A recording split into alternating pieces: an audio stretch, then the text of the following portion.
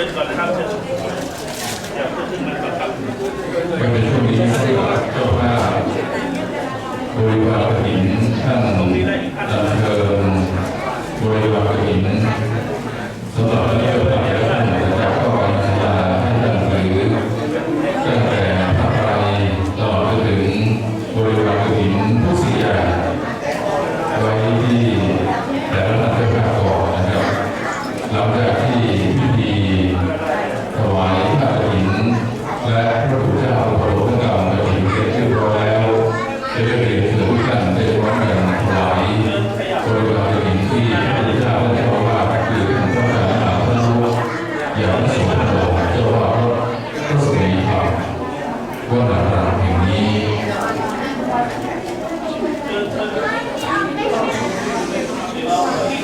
สำหรับประธานฝ่ายพระว่ากฐินสามัคคีในวันนี้นะครับทุกท่านได้รับเกียรติจากประธานฝ่ายพระว่าที่จะนำตั้งนโมสามจบและกล่าวคำถวายผ้ากฐินสามัคคีคืออาจารย์ดร.สุวรรณอุทัยเฉลิมอดีตที่ปรึกษารองนายกรัฐมนตรีจะได้เป็นผู้แทนทุกท่านได้พร้อมกันในการตั้งนโมสามจบและกล่าวคำถวายกฐินสามัคคีและต่อจากนั้นประธานกฐินสามัคคีจะได้เชิญผ้าไตรกฐินสามัคคีวางไว้บนหางแผ่นฟ้าเบื้องหน้าพระสงฆ์รูปที่สองและต่อจากนั้นพระพุทธเจ้าจะได้องค์ประโลมกรรมตามพระบรมพุทธานุญาตแห่งองค์พระสัมมาสัมพุทธเจ้าเรียบร้อยแล้วถึงจะเรียนเชิญเจ้าภาพแต่ละคณะพร้อมกันในการถวายบริวารกฐินที่พระพุทธเจ้าเจ้าว่าพระอาจารย์มหาคณะผู้แทนพระสงฆ์ทั้งหมดเป็นลำดับต่อไปและสุดท้ายคือการถวายรูปใจในธรรมแด่พระพุทธเจ้า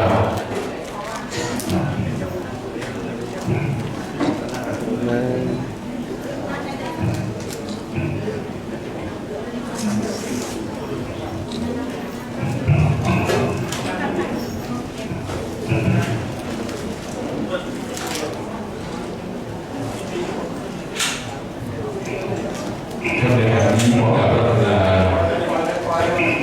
พระภิกษุสงฆ์ผู้ร่วมเมตตาซึ่งประจำอาสมขอกราบรัตนาพระพุทธเจ้าผู้ร่วมประจำอาสมที่จะพร้อมในการพิธีถวายกฐินสามัคคีนะครับขอกราบรัตนาพระพุทธเจ้าผู้ร่วมด้วยโปรดเมตตาประจำอาสมเพื่อที่จะพร้อมในการประกอบพิธีถวายกฐินสามัคคีซึ่งในวันนี้แต่ละครอบครัวได้พร้อมในการจัดเตรียมด้วยกุศลเจตนาดีทั้งปวงของพระเจ้าข้าคือการจัดเตรียมบริวารกฐินไม่ว่าจะเป็นผ้าไตรบริวารกฐินคือเครื่องอัฐบริขารและกระดูกปัจจัยซึ่งถือว่ากระดูกปัจจัยนั้นเป็นบริวารกฐินที่จะถวาย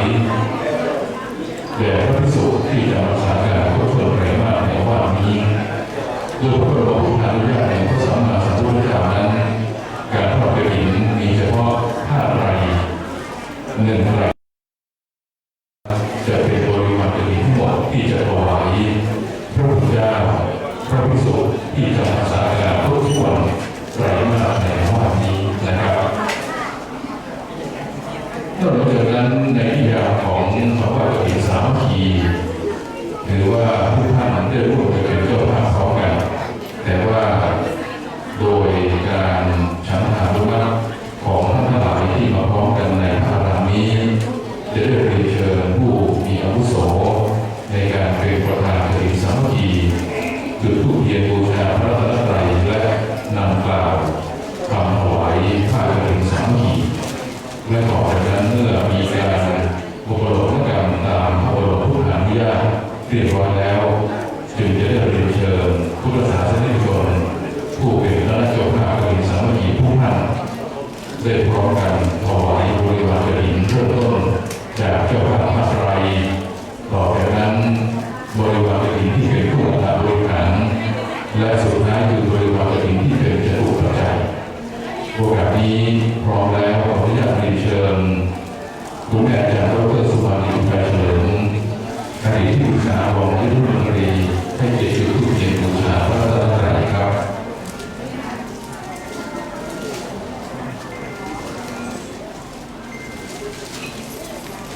บริเวณทุกท่านประนมมือขณะนี้ต้องการกล่าวพระว่าจะเป็นสามัคคีจุดธูปเทียนบูชาพระรัตนตรัย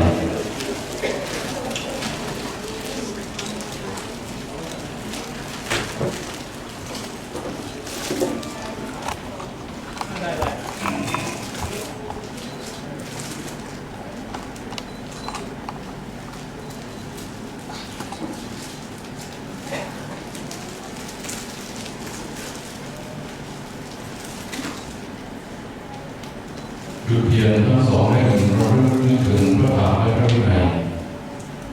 จุดธูปทั้งสามดอกเป็นการระลึกถึงพระคุณของพระสัมมาสัมพุทธเจ้า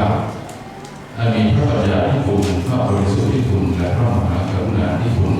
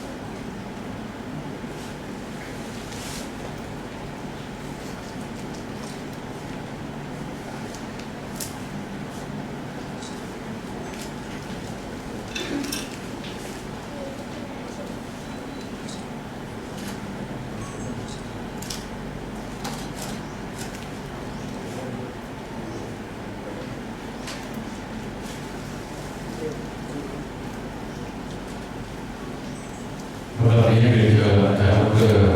คุณแม่สุภาพใจเฉลิมถวายตลอดปักที่ระลึกกฐินสามัคคีนี้แด่พระพุทธเจ้าองค์ประธานเจ้าว่าพระอรหันต์และต่อไปนั้นเรียนเชิญผู้เป็นเจ้าภาพ ยกเลยผ้าห่มองค์พระประธานเป็นถวายผ้าห่มพระประธานเพื่อหน้าร่วมบูชาเชิญครับ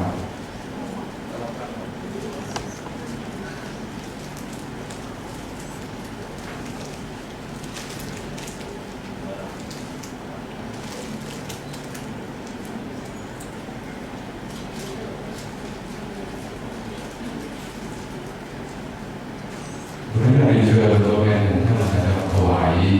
ผ้าห่มพระประธานเบื้องหน้าต้นบูชา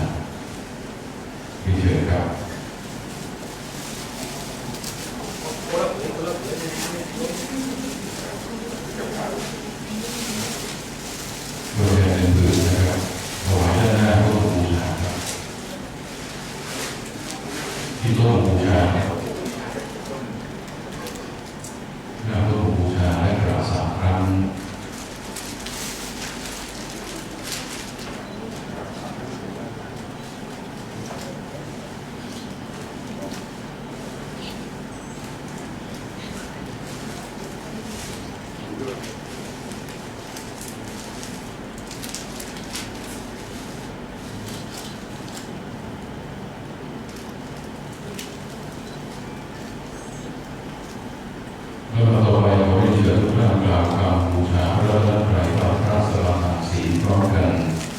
อิมินาสการเรนะพุทธังอภิปูชยามิอิมินาสการเรนะธัมมังอภิปูชยามิอิมินาสการเรนะสังฆังอภิปูชยามิอะระหังสัมมาสัมพุทโธภะคะวาพุทธังภะคะวันตังอภิวาเทมิสวากขาโตภะคะวะตาธัมโมธัมมังนัมสสามิสุปฏิปันโนภะคะวะโตสาวกสังโฆสังฆังนะมามิมัจยังพันเตวิสุงวิสุงรัตนะทายาติสรเทนะสหปัญจศีลานิยาจามาทุติยมปิมัจยังพันเตวิสุงวิสุงรัตนะทายาติสรเทนะสหปัญจศีลานิยาจามาตติยมปิมัจยังพันเตวิสุงวิสุงรัตนะทายาติสรเทนะสหปัญจศีลานิยาจานะโมตัสสะภะคะวะโตอะระหะโตสัมมาสัมพุทธัสสะนะโมตัสสะภะคะวะโตอะระหะโตสัมมาสัมพุทธัสสะนะโมตัสสะภะคะวะโตอะระหะโตสัมมาสัมพุทธัสสะนะโมตัสสะภะคะวะโตอะระหะโตสัมมาสัมพุทธัสสะนะโมตัสสะภะคะวะโตอะระหะโตสัมมาสัมพุทธัสสะนะโมตัสสะภะคะวะโตอะระหะโตสัมมาสัมพุทธัสสะธัมมังสรณังคัจฉามิ พุทธังสรณังคัจฉามิ ธัมมังสรณังคัจฉามิ ธัมมังสรณังคัจฉามิ สังฆังสรณังคัจฉามิ สังฆังสรณังคัจฉามิ ทุติยมปิพุทธังสรณังคัจฉามิ ทุติยมปิพุทธังสรณังคัจฉามิ ทุติยมปิธัมมังสรณังคัจฉามิ ทุติยมปิธัมมังสรณังคัจฉามิ ทุติยมปิสังฆังสรณังคัจฉามิ ทุติยมปิสังฆังสรณังคัจฉามิ ตติยมปิพุทธังสรณังคัจฉามิ ตติยมปิพุทธังสรณังคัจฉามิ ตติยมปิธัมมังสรณังคัจฉามิ ตติยมปิธัมมังสรณังคัจฉามิ ตติยมปิสังฆังสรณังคัจฉามิ ตติยมปิสังฆังสรณังคัจฉามิ สรณะคัมนังนิธิตัง นามาพันเต ปานาติปาตาเวรมณีสิกขาปะทังสมาธิยามิ ปานาติมาตาเวรมณีสิกขาปะทังสมาธิยามิ ทิฏฐาทานาเวรมณีสิกขาปะทังสมาธิยามิ อภินาทานาเวรมณีสิกขาปะทังสมาธิยามิ อาเมสุชาจาราเวรมณีสิกขาปะทังสมาธิยามิ กาเมสุวิชาจาราเวรมณีสิกขาปะทังสมาธิยามิ สุราเมมุสาวาทาเวรมณีสิกขาปะทังสมาธิยามิ มุสาวาทาเวรมณีสิกขาปะทังสมาธิยามิ ราเวรยามัชฌะปมาทฐานาเวรมณีสิกขาปะทังสมาธิยามิ สุราเมรยามัจจปมาทฐานาเวรมณีสิกขาปะทังสมาธิยามิ มานิปัญจสิกขาปะทานิสีเลนะสุขติยันติสีเลนะโภคสัมปทาสีเลนะนิพุติยันติตัสมาสีลังวิโสทะเย สาธุลำดับ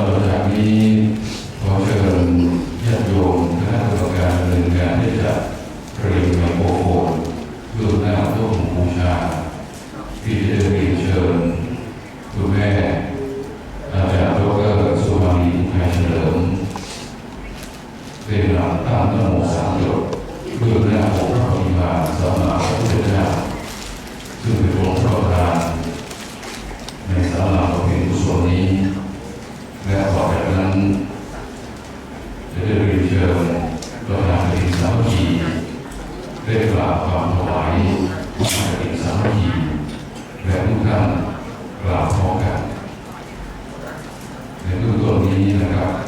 จะเป็นการตั้งนะโมสามจบด้านหน้าองค์พระประธานและต่อไปนั้นจะได้เรียนเชิญทุกท่านหันหน้ามาที่ทางพระสงฆ์ทั้งหมด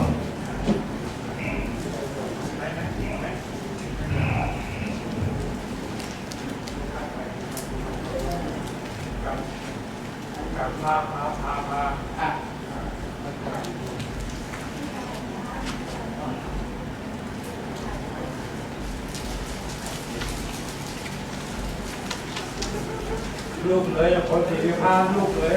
คนสีวิพากษ์ลูกเลย เราจะทุกท่านยืนขึ้นแล้วท่านใดได้ยินอะไรยืนขึ้นหันหน้ามาที่ทางพระประธานก่อนนะครับ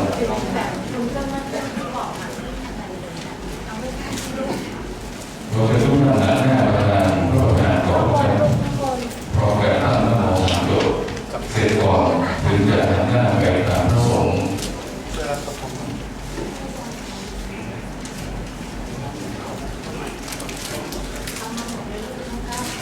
ไปสามพื้นเลย รายละเอียดไหนรายละเอียดนะคะท่าน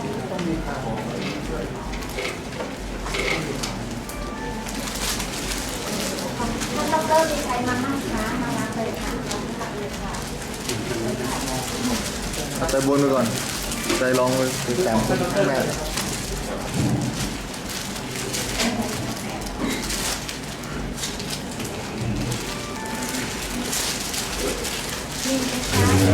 ดีใจติดตามเลยครับ สำหรับผ้าไตรโลเรีวารีท่านใดเป็นเจ้าภาพประคองผ้าไตรยืนหลังทุกแม่มาเลยครับแต่ถ้าท่านอยู่ที่เก้าอี้ก็ยืนอยู่ตรงนั้นได้นะครับถ้าโมสามจบพร้อมกันเรียบร้อยแล้วหันหน้ามาที่ทางพระสงฆ์ถึงจะกราบถวายอีกครับขอเชิญแม่สุนารีได้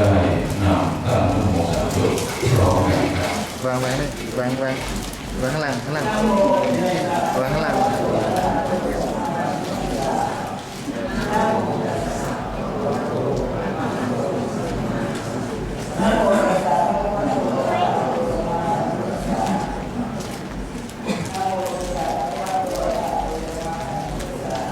ครับเชิญทุกท่านหันหน้ามาที่ทางพระสงฆ์และการกล่าวขอให้ดีพร้อมกัน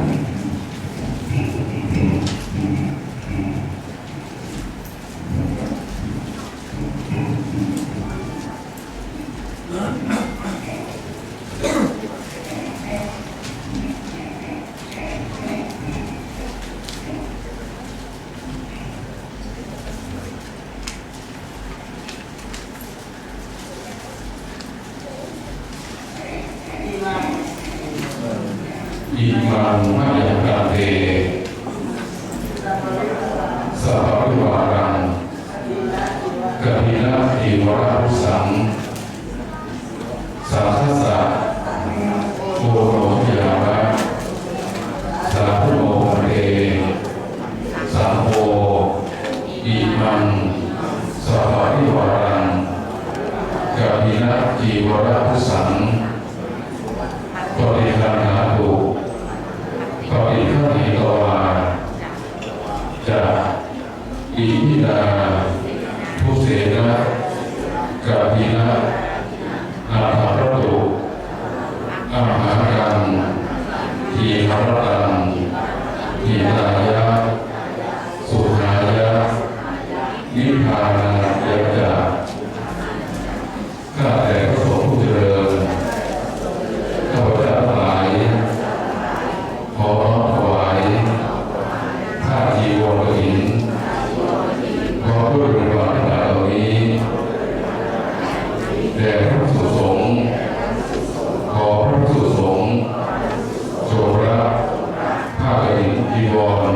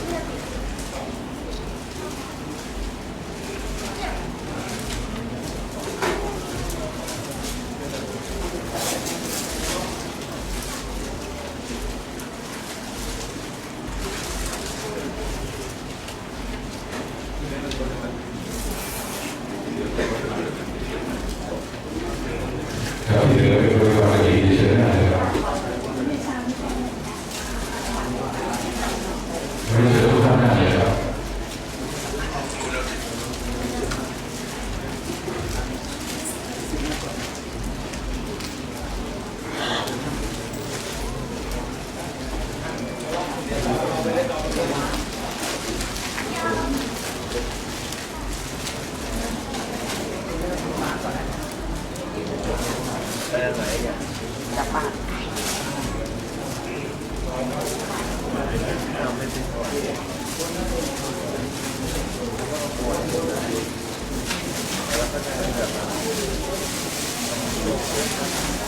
นนี้ยังไม่ได้อุปโลกกรรมจะถวายว่าจะไม่ได้นะครับยังไม่รู้ว่าพระกฐินถ้าพระโอสถจะถวายพระรูปใดหรือขอประกอบพิธีอุปโลกกรรมก็ขอพระบิดาพระพุทธเจ้าประกอบพิธีอุปโลกกรรมตามพระบรมรูปธรรมด้วยครับ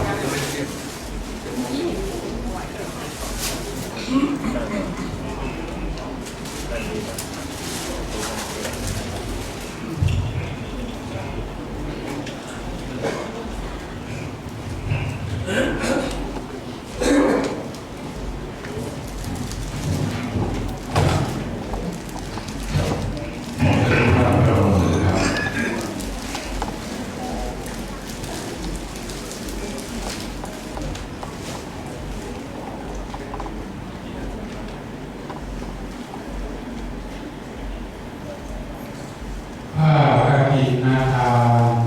กับทำผ้าอานิสังสบริวารทั้งปวงนี้เป็นของคณะเจ้าภาพกฐินสามัคคีผู้เป็นประธานอุปถัมภ์กฐินสามัคคีคือท่านศาสตราจารย์ดร.วิษณุเครืองามอดีตรองนายกรัฐมนตรีและท่านอาจารย์ดร.สุมาลีอุทัยเฉลิมอดีตที่ปรึกษารองนายกรัฐมนตรีกรรมการผู้ทรงคุณวุฒิมหาวิทยาลัยเทคโนโลยีพระจอมเกล้าลาดกระบังรองคณะและคณะที่สองประกอบด้วยตระกูลเดชะวัฒนิชกรโดยการนำของคุณธนทชาเทวนิชกรพร้อมครอบครัวและลูกหลานคณะที่สามคือคณะของลำปางผู้โปรดักจำกัดโดยการนำของคุณพิเศษเอี่ยมสกุลรัตน์ผู้อำนวยการบริษัทลำปางผู้โปรดักจำกัดพร้อมคณะผู้บริหารเจ้าหน้าที่พนักงานทุกท่านคณะที่สี่คือคณะของมหาวิทยาลัยธรรมศาสตร์นนทบุรีโดยการนำของคุณดิเลกชินแป้นพร้อมครอบครัวคุณบุญญานุชบิขำพร้อมครอบครัวคุณดวงตาขับทอดพร้อมครอบครัวและคณะที่สี่คือคณะของคุณคณะที่สี่คือคณะของคุณโยมศิลป์ปรีดีพร้อมพรังคุณสุวิมลกัตตาคมคณะที่ห้าคือคณะของพ่อเลี้ยงยุทธนาสิริคำปาปูจังหวัดเชียงใหม่คณะที่หก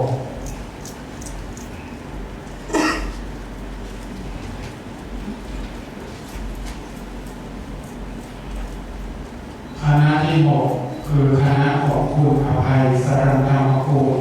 หรือคุณน้อยคณะที่เจ็ดคือคณะของสายพนักงานบริษัทแทนเดอร่าโปรดักชั่นจำกัดจังหวัดลำพูนพร้อมคณะลูกหลานพ่อสมนินทนและคณะกฐินสามัคคีของชมรมผู้สูงอายุเทศบาลเขตนครและพร้อมคณะกฐินสามัคคีญาติโยมสามัคคีทั้งปวงประกอบไปด้วยของคุณแม่สุภัทราวดีนิโยสมิทธ์พร้อมลูกหลานและคณะของศรัทธาญาติโยมสาธุชนทั้งหลายผู้ประกอบด้วยศรัทธาอุตสาหะพร้อมเพรียงกันนำมาถวายแด่พระสงฆ์ผู้อยู่จำพรรษาเพื่อใครมาในอาวาสนี้ก็แลผ้ากฐินทานนี้เป็นของบริสุทธิ์หลุดเลื่อนลอยมาบนอากาศและตกลงในที่ประชุม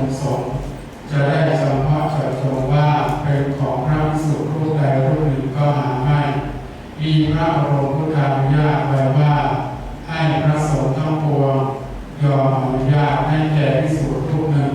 เพื่อจะกระทำซึ่งกฐินภารกิจตามพระบรมพุทธานุญาตและมีคำพระอัฏฐกถาจารย์ผู้รู้พระบรมพุทธาภิบาลสังวรณาไว้ว่าภิกษุรูปใดประกอบด้วยศีลคุณสุตาภิคุณ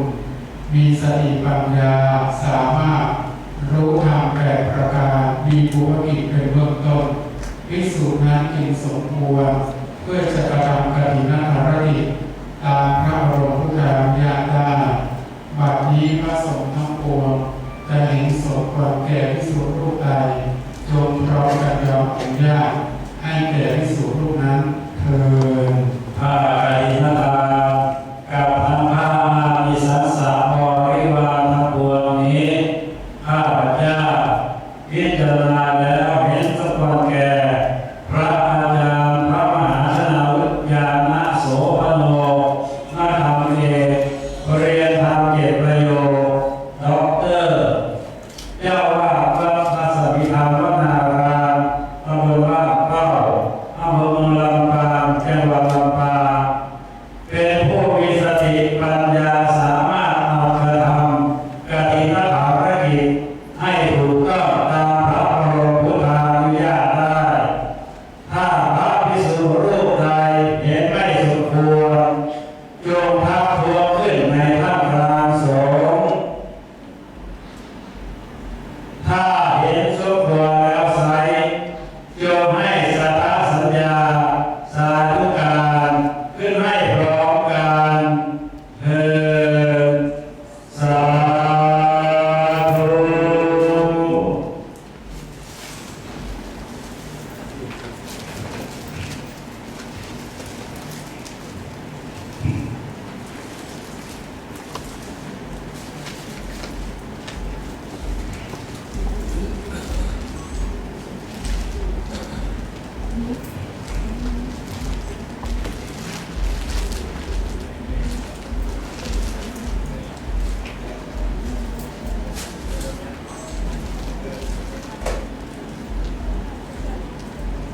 ในโอกาสวันนี้ผมได้เรียนเชิญอาจารย์ดร.สุมาลีนาเฉลิมเพื่อถวายผ้าไตรและเจ้าภาพผ้าไตรทุกท่านต่อแถวถวายบริวารกฐินแด่พระพุทธเจ้าท่านเจ้าอาวาสขอเรียนเชิญครับทั้งบริวารกฐินผ้าไตรปัจจัยต้นเงินตลอดจนทุกสิ่งอย่างขอเชิญท่านต่อแถว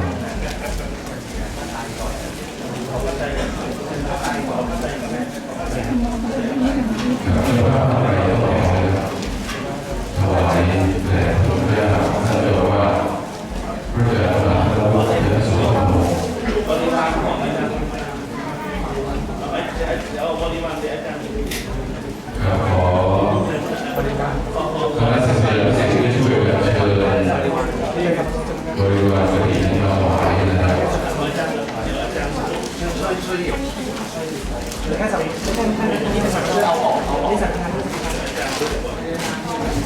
คือพยาบาลที่ไหนครับคือบริวารสัพพะอะไรครับย่าสัพพะนะครับ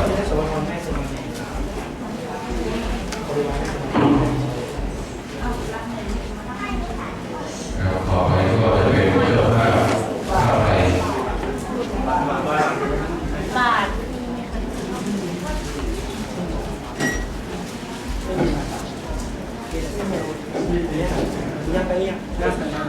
ข้างหลังก็ข้างหลังมีไหม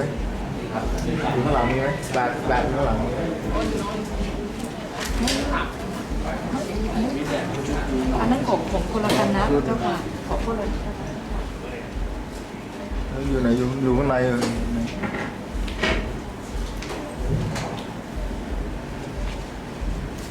ต่อไปก็ขอเรียนเชิญเจ้าภาพผ้าไตรซึ่งเป็นบริวารกฐินถวายหลวงพ่อแม่เจ้าภาพเลยครับ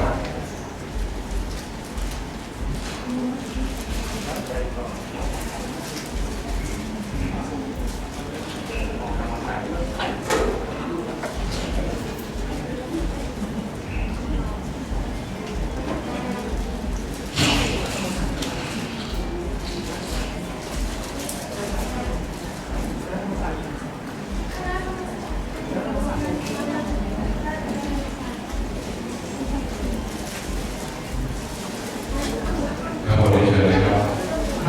ที่เป็นเจ้าภาพบริวารกฐินนอกจากท่านใด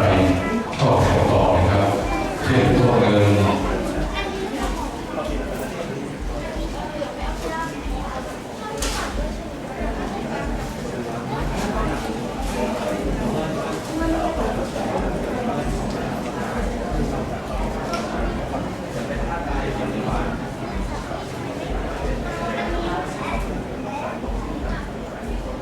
ต่อจากท่านไปขอเชิญคณะเจ้าภาพมหาวิทยาลัยธรรมศาสตร์ที่เป็นเจ้าภาพบริวารกฐินต่อจากท่านไปได้เลยครับ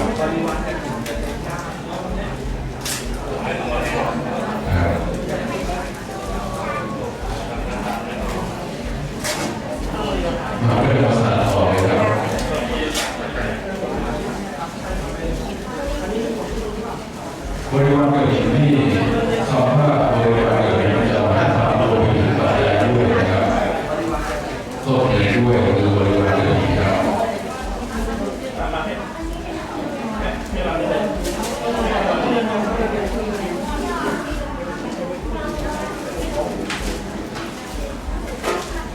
หลังจากที่มหาวิทยาลัยธรรมศาสตร์ที่เราแล้วเป็นเจ้าภาพ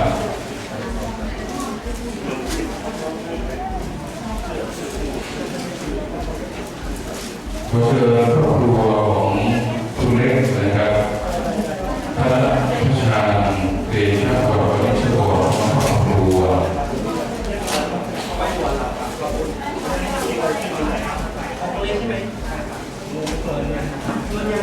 พร้อมปัจจัยนะครับต้นเงินขอเชิญครับ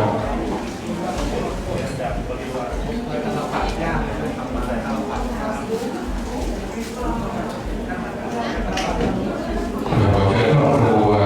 เตชะวรวณิชโกเชิญครับเราตามมาเลยนะครับต่อแถวกันมาได้เลยครับ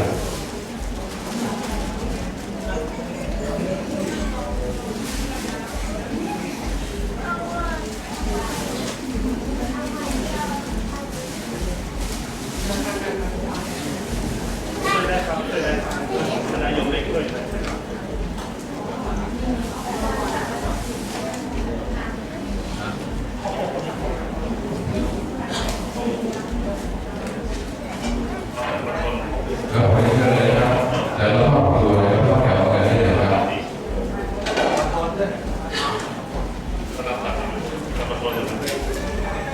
เพื่อบริการบริวารถึงตลอดปัดย่างบาททุกอย่างเลยนะครับรวมทั้งเครื่องพยาบาลต้นเงินปัจจัยนะครับหรือว่าเป็นบริวารกฐินทั้งหมดสำหรับท่านที่เป็นเจ้าภาพบริวารกฐินต้นเงินท่านสามารถเตรียมการได้เลยนะครับอยู่ข้อแถวมาพร้อมกันถวายที่พระอาจารย์ท่านเจ้าวาดครับ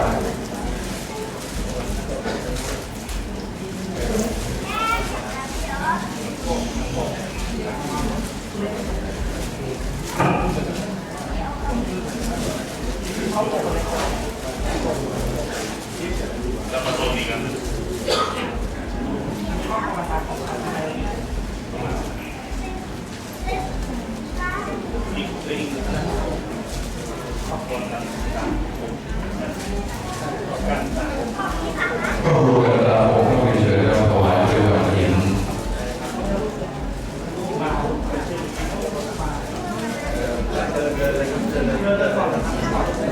ขอเชิญครอบครัวของคุณดวงสิงห์ปรีดีน้องพันธ์และ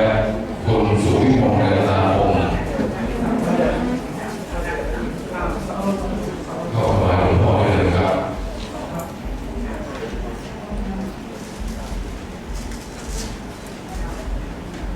ค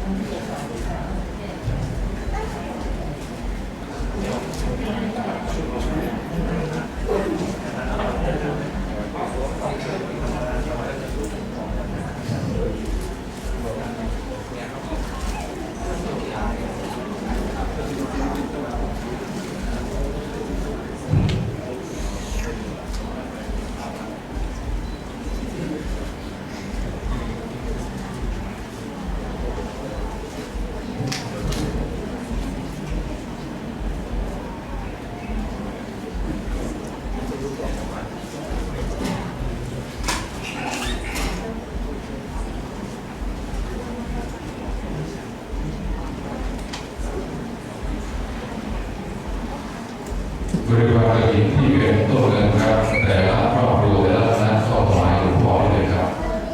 บริเชิญครับเข้าไปกันได้เลยครับสำหรับท่านใดที่ไม่ได้ใช้ต้นเงินก็สามารถถวายเป็นปัจจัยที่ท่านรวบรวมมาได้การบริเชิญเข้าไปได้เลยครับเป็นปัจจัยทั้งหมดหรือว่าเป็นบริวารกฐินนะครับไม่ใช่ปัจจัยกฐินนะพระบรมอนุญาตที่ปฏิบัติตามหลักศาสนพิธีตั้งแต่ครั้งพุทธกาลจนถึงปัจจุบันขอเรียนเชิญครับท่านใดจะถวายเป็นปัจจัยบริวารกฐินทั้งรูปแบบต้นเงินทั้งรูปแบบใส่ซองปัจจัยรวมทั้งเงินทานนะครับเรียนเชิญครับ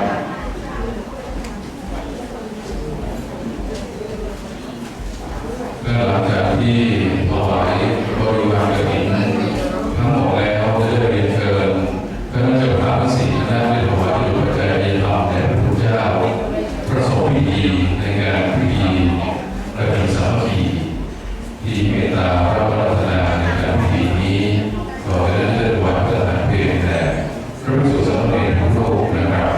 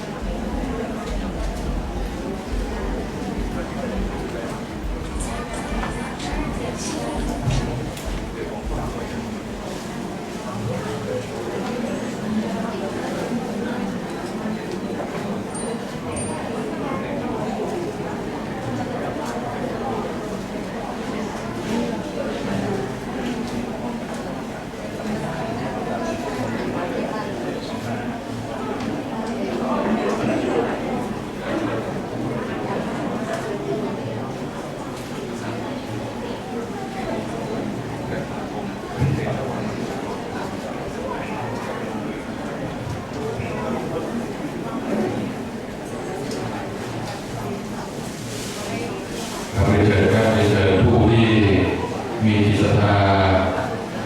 ร่วมในการอนุโมทนาสาธุการในงานบุญสามัคคี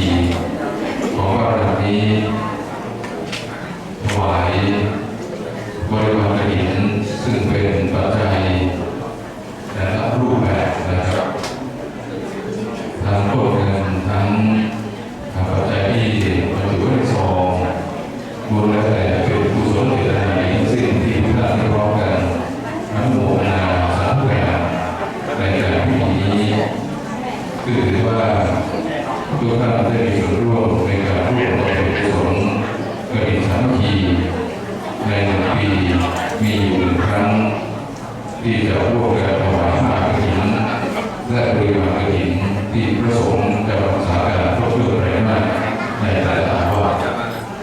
วัดนี้วัดพระศรีอนุรารามถนนวัดตอนหัวพานเป็นอีกพระรามที่ได้มาร่วมกันในการอนุโมทนาบุญและร่วมกันในการสร้างโบสถ์พระทั้ง2 องค์นะครับก็คือรูปเหมือนองค์หลวงปู่มหาเถรราชาซึ่งเป็นพระมหาราชครูที่อบรมสั่งสอนถวายตามพระธรรมวินัยคำสอนของพระพุทธเจ้าถวายคำสอนแด่สมเด็จพระนเรศวรมหาราชนอกจากนั้นเกจิพระมหาเถระในดินแดนมหานครสวรรค์ก็คือครูบาพระเสด็จเอกโก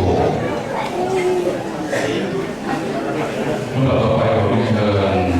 ผู้แทนจากวัดสุมาลีวิชาเฉลิมจะได้ถวายจะถวายแก่ยังแก่พระพุทธเจ้าทุกรูป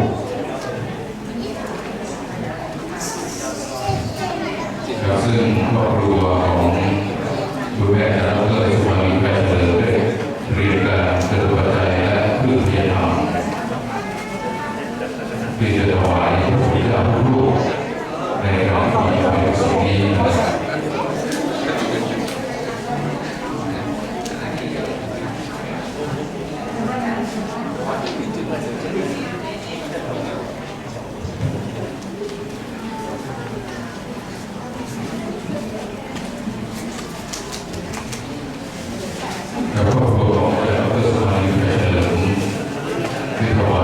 หลวงพ่อเจ้าว่าเป็นตอนแรก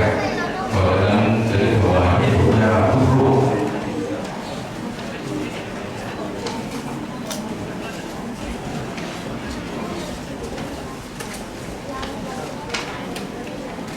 หลังจากครอบครัวของอาจารย์ดร.สุมาลีไปเฉลิมที่มาแล้วจะได้เรียนเชิญครอบครัวอาจจะได้เรียนเชิญทางด้านมหาวิทยาลัยธรรมศาสตร์และสุดท้ายคือครอบครัวเด็กวัดวิชกรและครอบครัวพิธีมอบผ่านเกิดตาโงได้ร่วมกันในการถวายทุนปัจจัยให้ยาครับแล้วก็คุณมณีพงศ์ครับ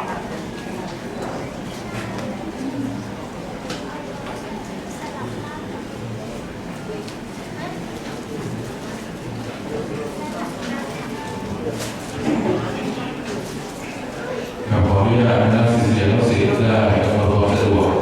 ให้กับคณะเจ้าภาพคณะที่2คือมหาวิทยาลัยธรรมศาสตร์ที่จะพร้อมกันจัดเรียนโรงเรียนเพื่อจะทำให้ทุนปัจจัยถวายพระพุทธเจ้าพระเจ้าวาดและประสบพิธีที่มีการงานนี้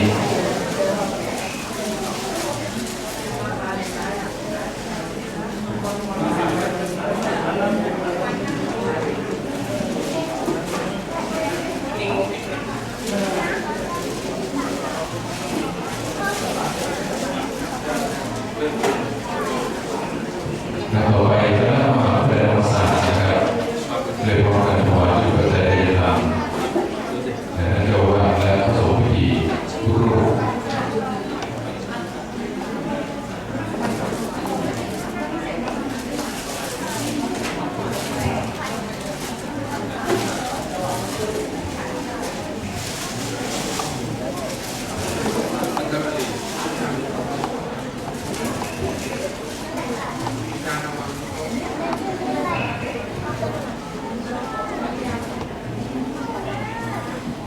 ต่อไปจะเป็นครอบครัวเดชวัฒน์วิชกรถวายปัจจัยผู้เรียนเชิญคุณธนพัชชาเดชวัฒน์วิชกรถวายพระพุทธวิโรจน์บูชาครับต่อไปเรียนเชิญคุณนัทยาพรกาตาองค์ถวายพระพุทธเจ้าพระเจ้าว่ารูปต่อไปก็เรียนเชิญคุณสุวิมลกาตาองค์ครับ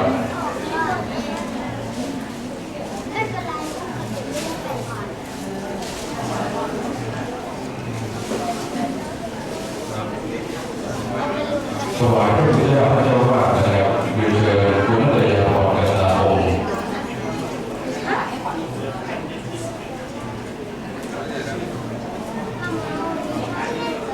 เชิญเลยครับผู้รูปเลยนะครับ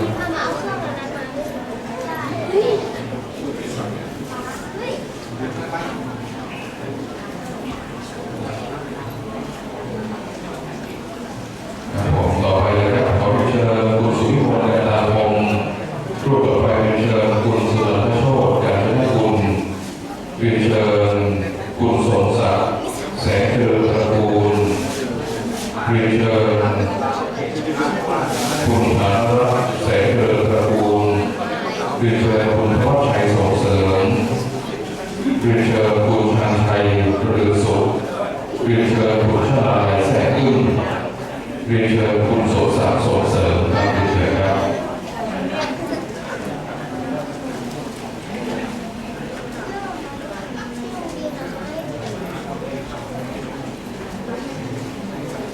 คณะแรกนะครับของครอบครัวนี้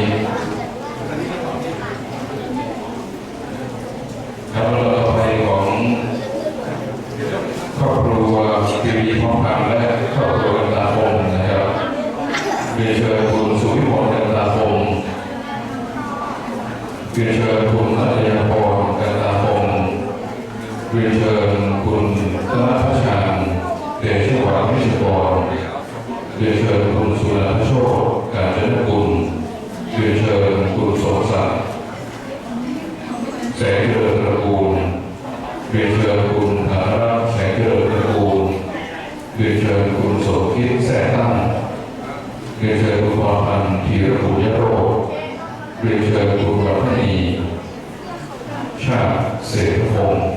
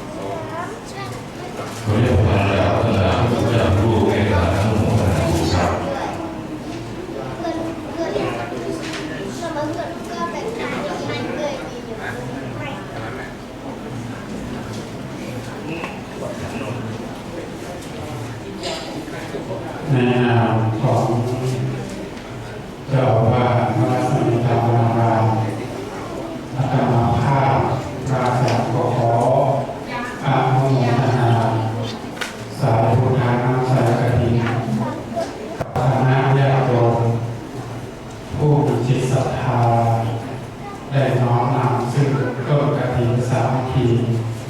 มาถวายที่วัดรัศมีธรรมเป็นปีที่22แห่งการบุกวัดล้างให้เป็นวัดมีที่สุดจำพรรษาโดยการประธานกฐินอุปถัมภ์กฐินอันประกอบไปด้วยคณะที่1คือคณะของท่านอาจารย์ศาสตราจารย์กิติคุณดร.วิษณุเครืองามอดีตรองนายกรัฐมนตรีและท่านอาจารย์ดร.สุมาลีอุทัยเฉลิมอดีตที่ปรึกษารองนายกรัฐมนตรีกรรมการผู้ทรงคุณวุฒิสถาบันเทคโนโลยีมหาวิทยาลัยพระจอมเกล้าและกระบังพร้อมคณะและคณะที่2อันประกอบไปด้วยคณะของมหาวิทยาลัยธรรมศาสตร์นนทบุรีอันประกอบไปด้วยคุณดีเดชชินแป้นพร้อมครอบครัวคุณคุณยานนท์อิคำพร้อมครอบครัวและคุณดวงตาขับก้อนพร้อมครอบครัวคณะที่2คณะที่3คือคณะของบริษัทลำพังทุกโปรแกรมจำกัดโดยการนำของคุณพิเศษเอี่ยมสกุลผู้วิไลเกิดผลพร้อมด้วยคณะผู้บริหารคณะผู้จัดการและพนักงานบริษัทลำพังทุกโปรแกรมจำกัดทุกท่านคณะที่4คณะของคุณคณะของคุณธนกชาเตชะวรรณิชกรซึ่งอันประกอบไปด้วยครอบครัวทุกธิดาทุกท่านคณะที่5คือคณะของคุณอภัยสารธรรมกูลพร้อมครอบครัวคณะที่6คือคณะของ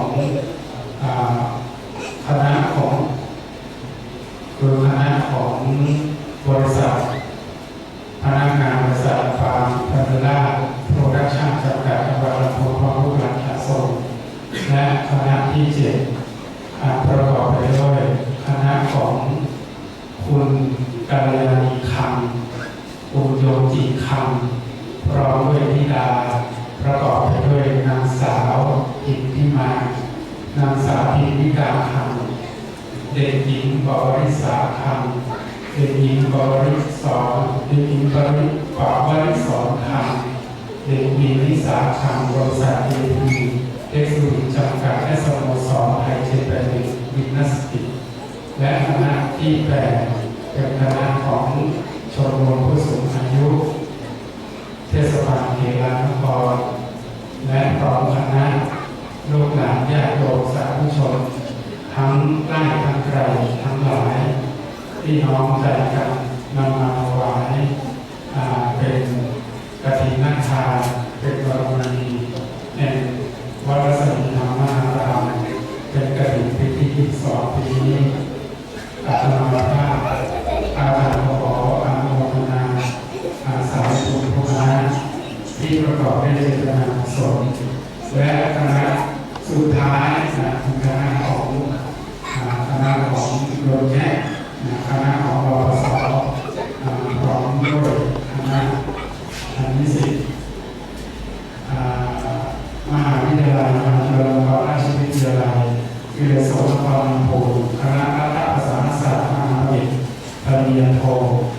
ที่ได้มีสิทธิ์นำใจน้อมมาถวายพร้อมลูกหลานทุกคนอาตมาภาพพระอาจารย์ขออนุโมทนาขออ้างขอบคุณพระศรีรัตนตรัยจงปกปักรักษาให้คณะท่านเจ้าภาพทั้งหลายได้ประสบแต่ความสุขความเจริญความสมหวังในสิ่งที่ปรารถนาสิ่งที่ปรารถนานั้นทานบริสุทธิ์ศีลบริสุทธิ์เจตนาบริสุทธิ์อันประกอบด้วยองค์3คืออุปาเจตนามีเจตนาที่ถวายเป็นเบื้องต้นมูลเจตนาเจตนาทางที่ให้ได้พ้นจากมืออาปาราปรักเจตนาหลังให้แล้วปิติอินทรีย์ญาโนอานิสงส์กฐินนาทานในครั้งนี้ขอให้คณะญาติโยมทั้งหลายจงประสบแต่ความสุขความเจริญในการดำเนินชีวิตไม่ว่าจะรับราชการขอให้เจริญก้าวหน้าในบริษัททำมาค้าขายเป็นพ่อค้าพาณิชย์ธุรกิจการงานก็ขอให้เจริญรุ่งเรืองและสิ่งที่ดีมากคือคณะของศาลเจ้าจังหวัดเชี ชลบุรีซึ่งทางอาจารย์อาจจะไม่รู้จักชื่อแต่ก็ขอเอ่ยชื่อนามภาพรวมๆที่ท่านได้เดินทางเสียสละเวลาเดินทางมาร่วม